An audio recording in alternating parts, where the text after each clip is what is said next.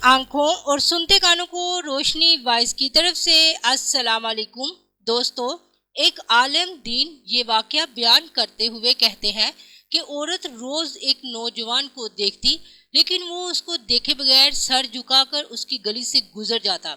देखने में वो नौजवान किसी मदरसे का तालिब इल्म था, लेकिन वो नौजवान इतना खूबसूरत था कि उसे देखते ही वो अपना दिल दे बैठी थी और चाहती थी कि वो नौजवान किसी तरह उस पर नजर डाले।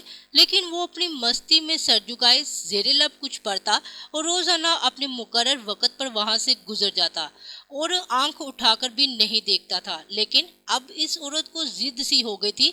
वो हैरान थी, कोई ऐसा नौजवान भी हो सकता है जो उसको ना देखे। लेकिन वो अपने इलाके की सबसे अमीर और खूबसूरत औरत थी। खूबसूरत इतनी थी कि जब वो अपने घर से बाहर निकलती तो लोग उसको देखते ही रहते। लेकिन वो औरत खुद किसी को पसंद करती थी और उसे अपनी तरफ माइल करना चाहती थी।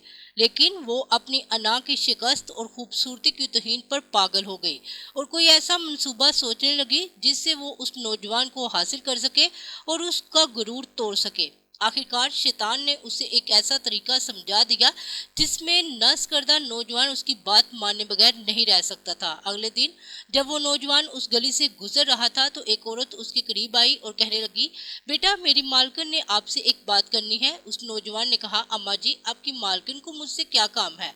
उस औरत ने कहा, बेटा, उसने तुमसे कोई मसला पूछना है, वो मजबूर है, बाहर नहीं आ सकती।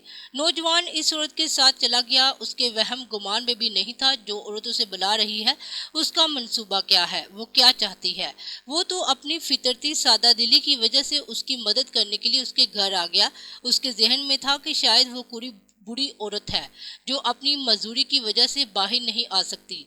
नौकरानी ने उसे एक कमरे में बैठा दिया और इंतजार करने का कहकर चली गई। थोड़ी देर बाद कमरे में वो औरत दाखिल हुई। नौजवान ने अपनी नजर झुका ली। फिर नौजवान ने पूछा, जी बीबी, आपने कौन सा मसला पूछना है? तो उस औरत के चेहरे पर एक शैतानी मुस्कुराहट आ गई। उस औरत ने अपने दिल का हाल खोल कर रख दिया और कहा कि मेरी ख्वाहिश है मैं तुम्हें हासिल करूं। तो वो परेशान हो गया और कहने लगा, अल्लाह की बंदी, अल्लाह से डरो, ये गुनाह है। उसने औरत को बहुत समझाने की कोशिश की, लेकिन उस औरत पर तो शैतान सवार था। उसने कहा, या तो तुम मेरी ख्वाहिश पूरी करोगे, अगर नहीं करोगे तो मैं शोर मचाऊंगी कि तुम जबरदस्ती मेरे घर में दाखिल हुए और मेरी इज्जत पर हमला किया। नौजवान ये सुनकर परेशान हो गया, अपनी इज्जत को बचाने का सोचने लगा। उसकी बात मानता तो गुनाहगार हो जाता, अगर नहीं मानता तो लोगों की नजर में टरकता। उसे यह गवारा नहीं था। वो अजीब मुश्किल में फंस गया। दिल ही दिल में वो अपने अल्लाह की तरफ मतवज्जा हुआ और अल्लाह से मदद चाही।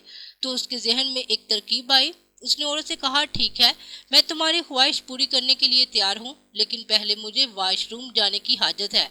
औरत ने उसे वॉशरूम का बता दिया। उस नौजवान ने अंदर जाकर बहुत सारी गलाजत अपने जिस्म पर मल ली और बाहर आ गया। औरत उसे देखते ही बोली, मेरे घर से निकल जाओ। नौजवान उसके घर से निकल गया और करीब ही एक नहर पर अपने आप को और अपने कपड़ों को अच्छी तरह पाक किया और अल्लाह का शुक्र अदा किया और वापस मदरसे चला गया। नमाज पढ़ने के बाद जब वो सबक पढ़ने बैठा तो थोड़ी देर बाद उस्ताद ने कहा, आज तो बहुत ही प्यारी खुशबू आ रही है, किस तालिब इल्म ने खुशबू लगाई है? वो नौजवान समझ गया कि उसके जिस्म से बदबू गई नहीं है और उस्ताद तंज कर रहे हैं।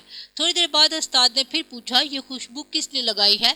लेकिन वो खामोश रहा। आखिरकार उस्ताद ने सबको एक एक करके बुलाया और खुशबू सूंघने लगे। उस नौजवान की बारी आई तो वो भी सर झुकाकर उस्ताद के सामने खड़ा हो गया। उस्ताद ने उसके कपड़ों को सूंघा तो वो खुशबू उसके कपड़ों से आ रही थी। उस्ताद ने कहा, तुम बता क्यों नहीं रहे थे? ये खुशबू तुमने लगाई है।